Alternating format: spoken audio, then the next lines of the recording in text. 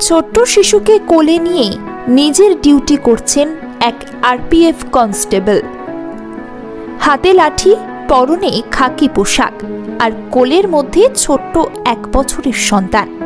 আর তাই নিয়েই স্টেশনে নিজের ডিউটি করছেন এক কর্তব্যরত আরপিএফ কনস্টেবল।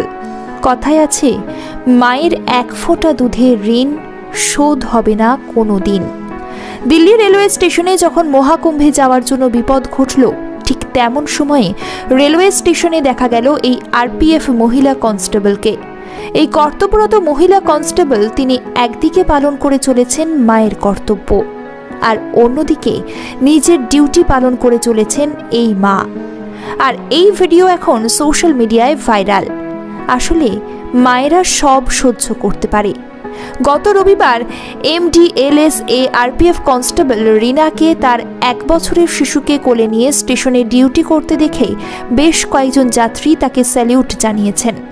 সত্যি, আমরাও আমাদের টিমের পক্ষ থেকে এই মহিলা কনস্টেবলকে স্যালিউট জানাই। আপনার এই দায়িত্ব আর কঠোর পরিশ্রম চোখে পড়ার মতো।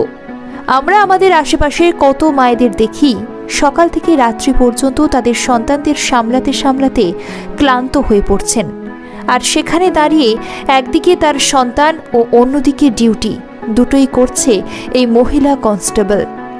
আপনি এভাবেই কাজ করুন এবং নিজের সন্তানের খেয়াল রাখুন।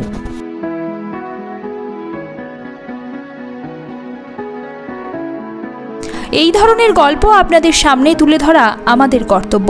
ভালো লাগলে আপনারা চ্যানেলটি ফলো করতে পারেন।